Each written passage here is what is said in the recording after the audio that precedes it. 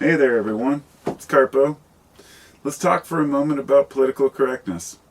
Let's talk about things that people find offensive and that therefore seems to be tearing apart the fabric of our society because people have become so damn sensitive that they can't take a joke. But beyond that, there is an element of acceptable correctness. Let me start off by saying this. The word political correctness means nothing until we attribute a particular definition of the term. And when people hear this, they start thinking of politics or what is political, and you get into the idea that politics are everything in a society. It's not the politicians. The politics of a society is how we operate. So political correctness is operating on a level where everyone feels included, or is it on a level where we're just trying to be as respectful as we can to others? We get into some very gray areas with the terminology. So, first off, I'd like to say that I consider myself a kind person. I consider myself a fair, non-judgmental person. I try to be as unbiased as possible, even knowing the shortcomings of being a human and how we make rash judgments.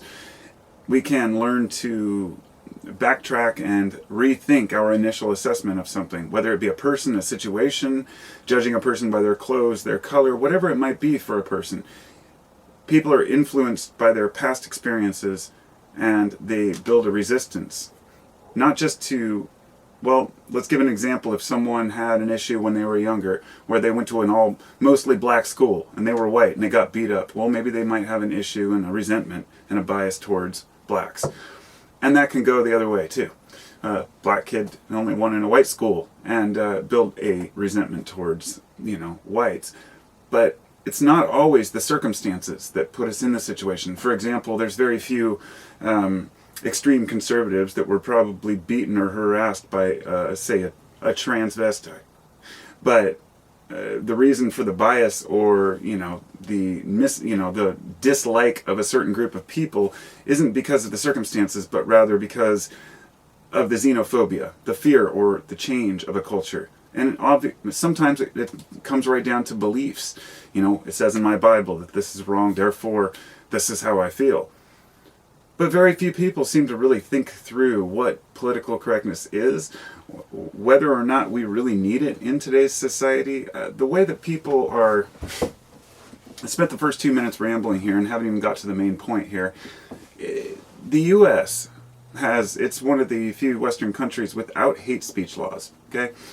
Many other countries have hate speech laws where you can be in prison for a year or 5 years or more merely for saying something against a group of people. And in fact, over in Europe, some places have what they call the Holocaust denial law, where if you deny that the Holocaust happened, that's a crime. Now, from an American citizen standpoint, that's disgusting to me, because I see that no matter how much you may disagree with what a person says, or how much you may believe that they're lying, it's up to society to determine those things, not up to the government to make laws saying you can't say this or you can't say that. And the U.S. knows this. And this is why Facebook, Twitter, YouTube are facing such backlash over them omitting or deleting or censoring certain topics. Now, in many of their minds, they're doing it to try to protect the people. Well, we're going to block out anything from the anti-vaxxer movement because we believe that it's damaging to the health. Now, I do agree that the anti-vax movement is damaging to health.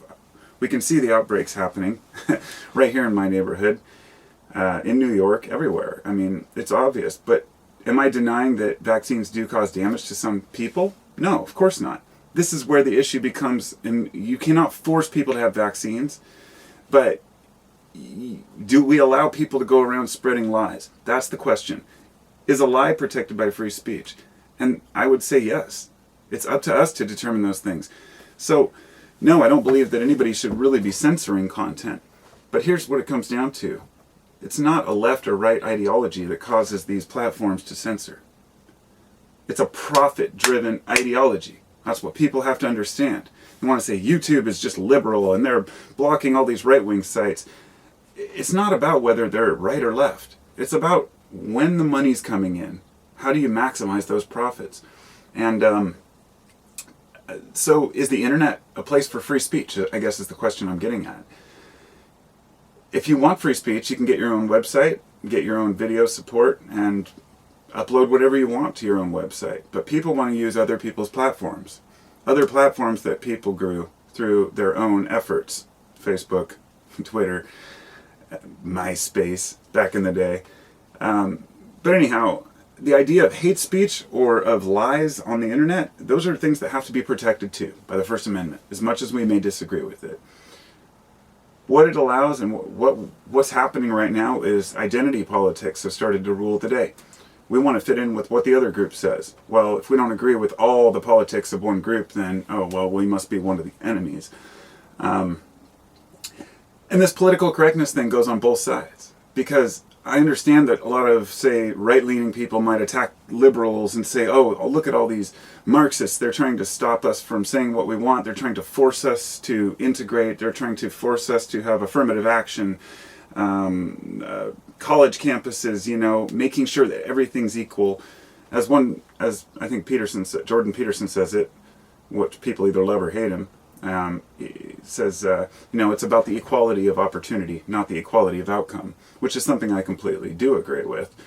In other words, you can't force people to give equal treatment to others. You cannot do that. You cannot force people to treat others equally. All you can do is, as a society, say this is what we deem to be decent behavior, and if a person doesn't want to abide by that, then that's their choice. It really is.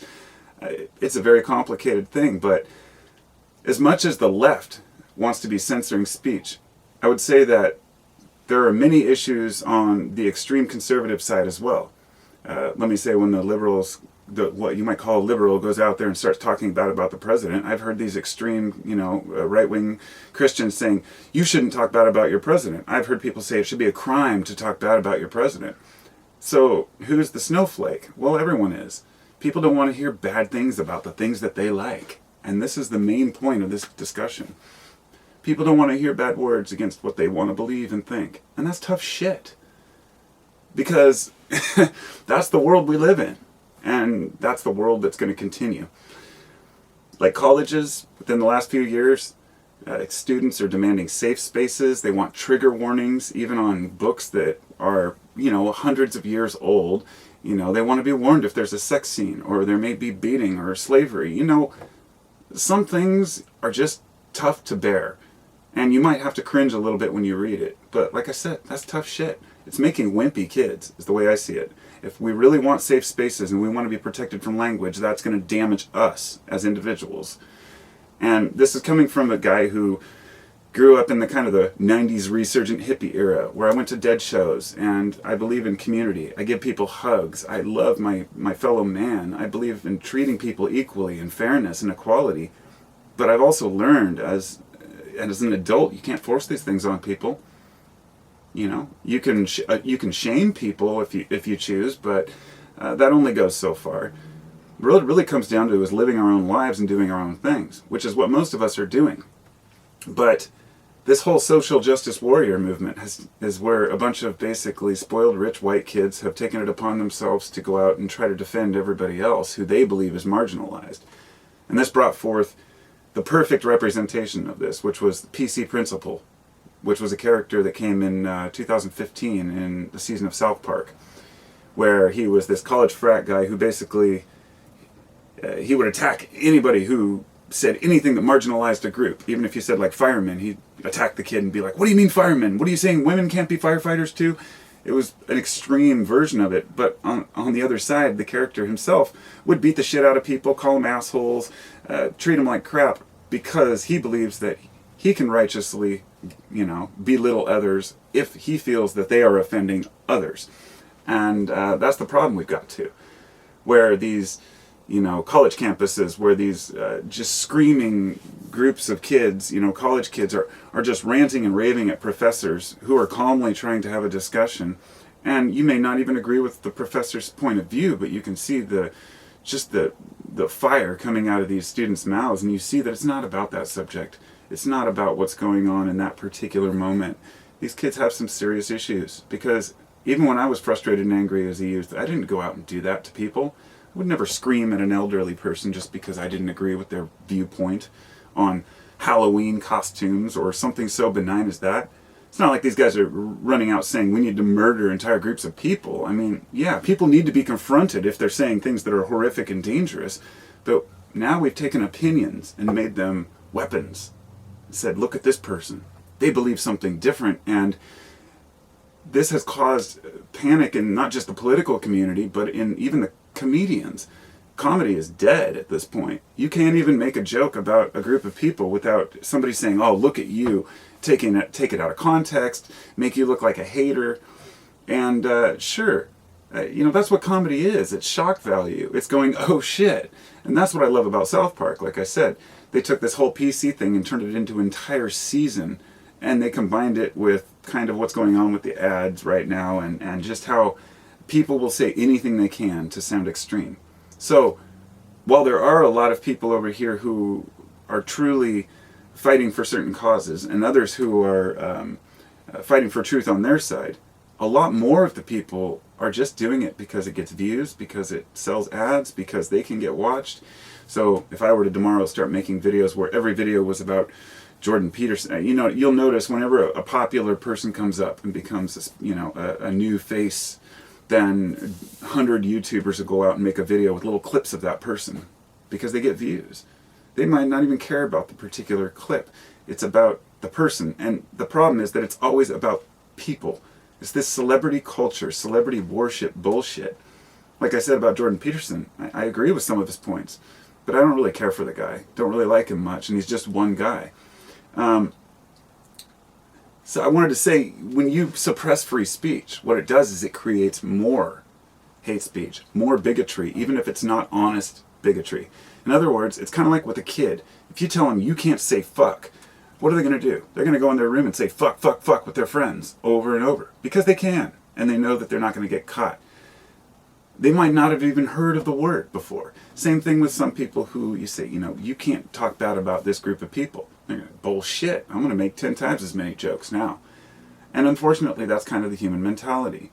Most people aren't hateful. Most people aren't bigoted. But most people aren't the ones that get noticed. The people who speak loudest always get heard. And then they get repeated and recycled over and over and over. Then these words come up like fascism and Marxism, and I'm getting really tired of hearing this kind of bullshit.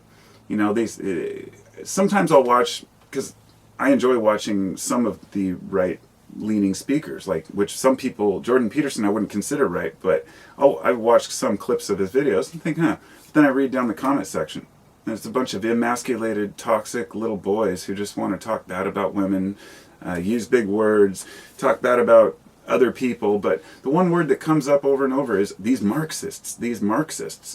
And I say, Marx is dead, okay? Marx was just another guy with a theory. Now, I personally don't hear liberals running out promoting Marxism, but I hear the right saying, look, they're all supporting Marxist ideas. Look, Marxist ideas were complicated.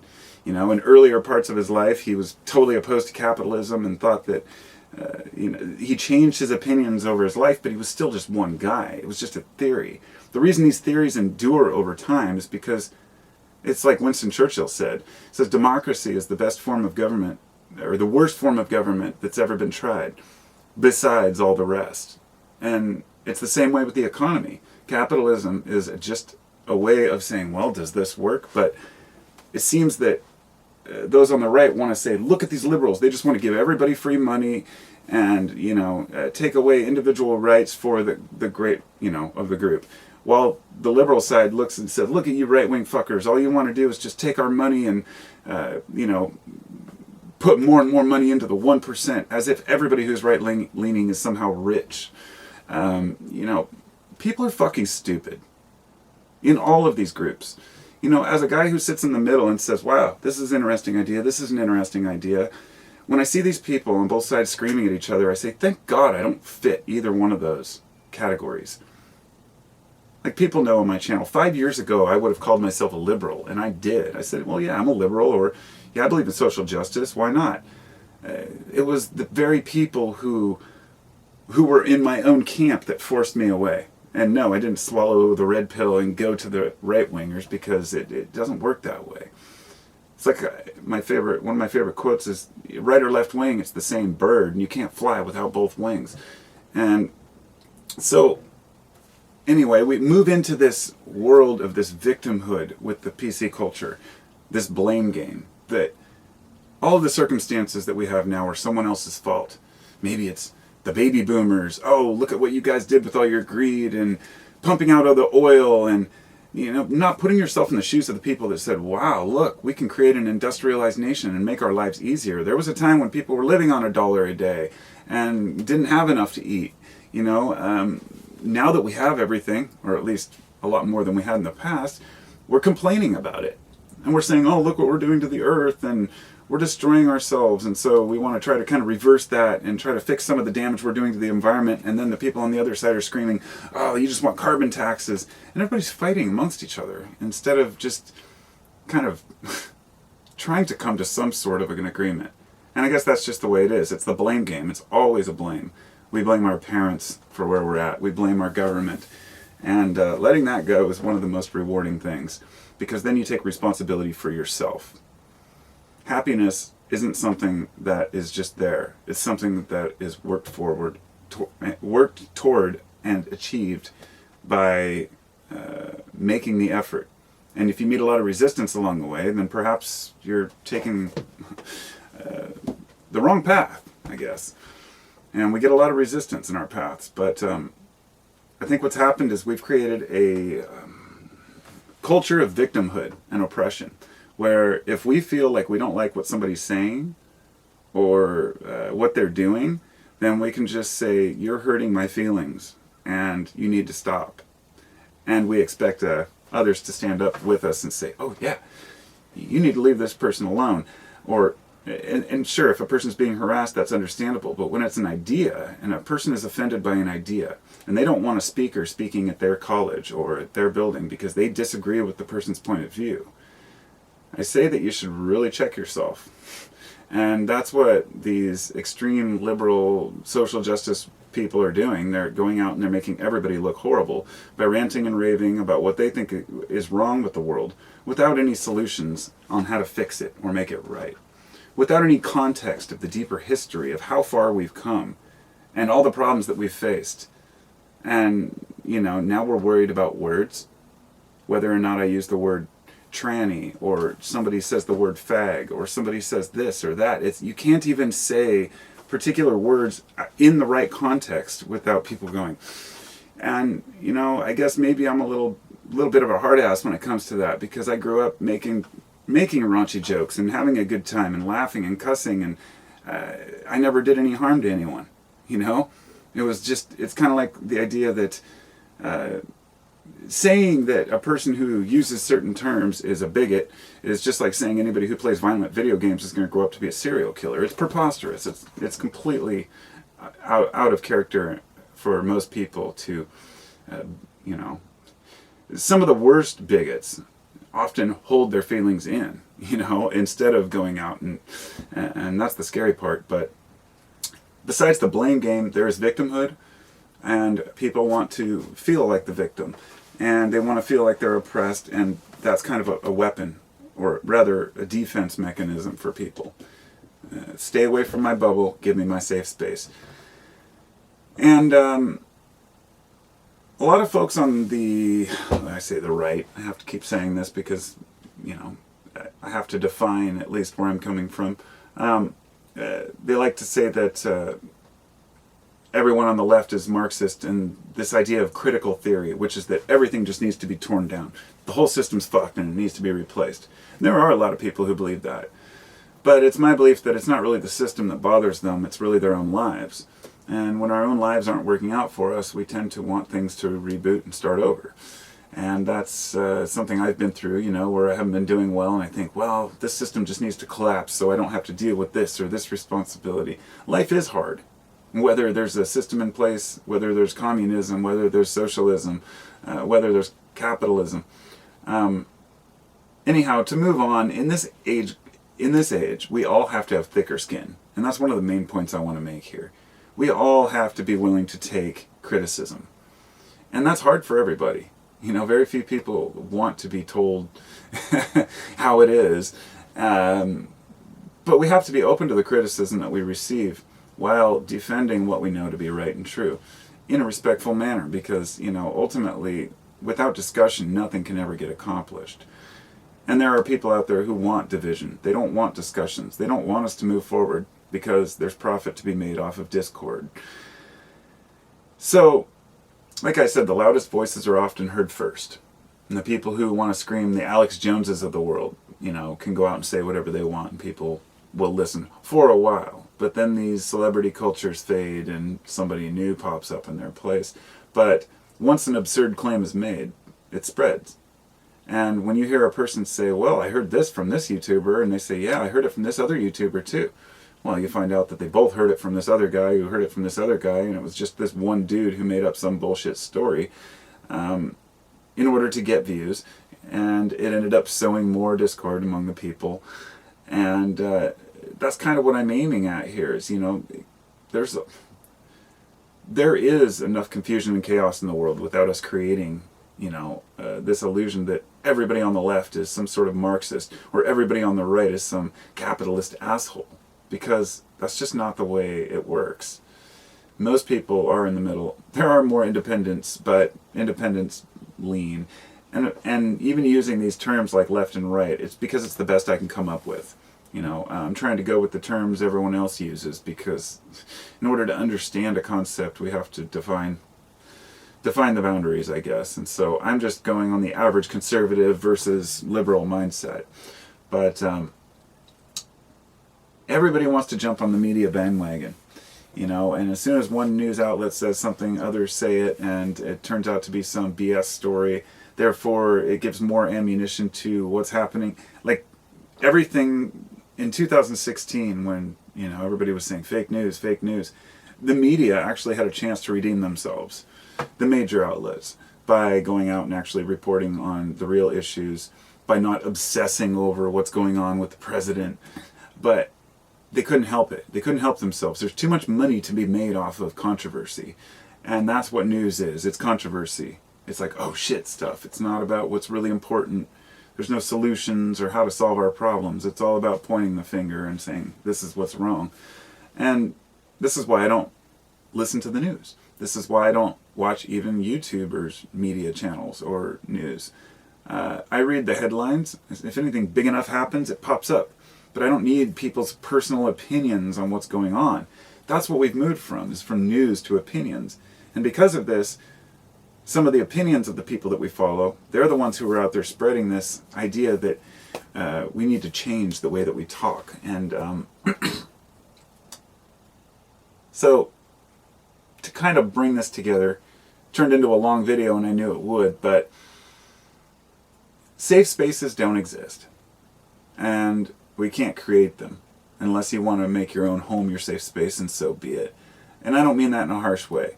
I don't mean that people shouldn't be protected from hate. I don't mean that people shouldn't be protected from, you know, abuse or constant harassment. We know the difference between harassment and someone making a microaggression, which we believe was racial or sexist, or somebody mistakenly calls it someone a he instead of a she, and he identifies as a woman. This kind of stuff. This is taken too far. People are far too sensitive, and they need to get over it, because it's only going to cause them pain. I'm not saying society has to change. I'm saying that I've changed in the way that I perceive these things. And I think it's much easier when we stop trying to protect language. You should be able to say whatever the fuck you want, of course.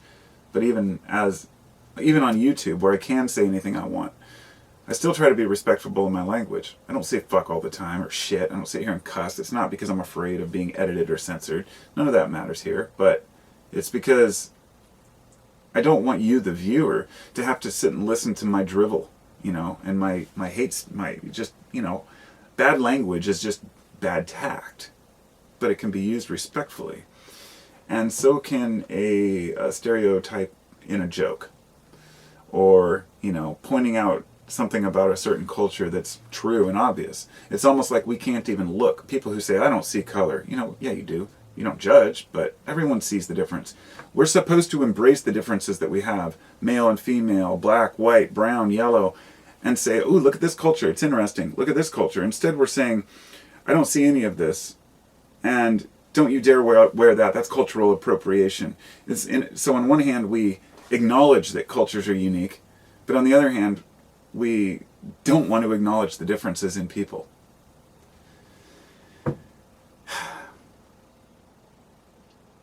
I don't know. I don't know what else to say about it. What do we want, really, as a society? But more than that, what do we deserve? What have we earned as a species? It's really hard to say. You could look at humans and say we're amazing creatures. We've come a long way, and we're trying to change our ways and become better and more connected. But on the other hand, you could say that we're totally confused, have no idea what we're doing. Therefore, we're trying to dictate what people say. It's not just it's freedom of speech; it's freedom of consumption. We've for a long time said you can't smoke certain things. You can't smoke cannabis. You can't consume certain substances. You can't say certain words, or you can't, be in certain groups, or you'll be associated with this or that. I don't know what to make of it, because it is a different world. And it always will be, every day. Often the voices of reason go unheard. Once in a while I run across a YouTuber who's maybe had a channel for years and has some really amazing things to say, but maybe isn't even recognized, or hardly has any subscribers, because nobody wants to hear about things from a rational standpoint. They want quick clips of frustration and anger that help them to maybe divert their attention to something else. I don't know, but intensity sells, and taking out our aggression on others has become a common way for us to, I guess, prove ourselves, and it's a very insecure way of being to berate and harass others. It definitely shows a sense of, a lack of self-esteem within the individual if what they do is tell others how to live. And as I've said before, that's one of the biggest things to me, is people who tell others what they should be doing. You should be voting this way. Or as I heard someone say, some woman was saying that her friends were harassing her because she wanted to have kids, and saying she was going to ruin her life, when millions of years of evolution have shown that that's pretty much the standard thing that humans do. The one thing that you can't tell another human they're going to ruin their life doing is having kids, but that's how judgmental people are to their own friends. Or telling people they shouldn't hang out with certain people. You shouldn't marry into a different religion. You shouldn't do this. You shouldn't consume drugs. You shouldn't say these words. This is the college you should go to. Everybody needs to just back off and let you live your life, because we all need direction and some influence, but we can find that on our own. And there's nothing more frustrating than people who tell others how to live. And that is exactly what these extreme SJWs are doing right now. They're telling other people how to live. They're telling other people what they should say, which areas they can say certain things in, and the whole trigger warning thing. I mean, this all came up in the last few years, and I'll say, at first I was like, hey, people just want to be safe. They want to feel protected. But when I see the cost within the society, it's something I have to speak about. So to any college-age kids out there who believe in safe spaces, I would say, look, I'm not your enemy. I'm not saying that things shouldn't change. I'm not saying that people shouldn't be protected from hate or from abuse. But if somebody wants to walk by and call you a name, the idea that you should, start a movement to get that person fired from their job, or, holding people accountable for the way they feel, I guess we have to draw the line as individuals as to when that's right and when it's not. But the amount of backlash that these types of, attitudes get from not just, right and left, all different types of people hate PC culture. It's most people that you talk to say it's a bunch of bullshit. So it's a very small minority that actually wants to change the language. And I guess that would be a good point to take away.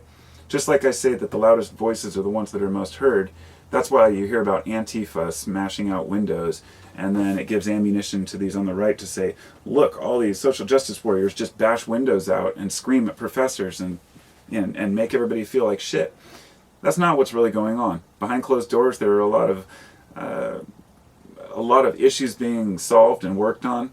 A lot of inequality issues being done through, academics, through bureaucracy, the things that go unseen. It's only the extreme cases that we hear about. And I think that that's one thing to take away from this.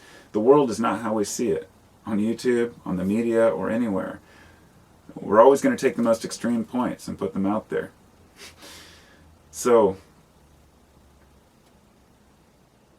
I hope I've made some sense in this video, for what it's worth. It's a fear of ideas that leads to a fear of speech, and that becomes tyrannical, and we can't have that. We can't have that. So I guess what I'm saying is that we need to be kinder to each other. Political correctness doesn't equal just being respectful. It's not the same thing. Being respectful is something we all understand. If we in our lives don't respect other people in our own environment, we quickly find that we fail. We quickly find that we lose everything that we thought we had, and nobody will trust us, nobody wants to talk to us. Those are things we can discover as individuals.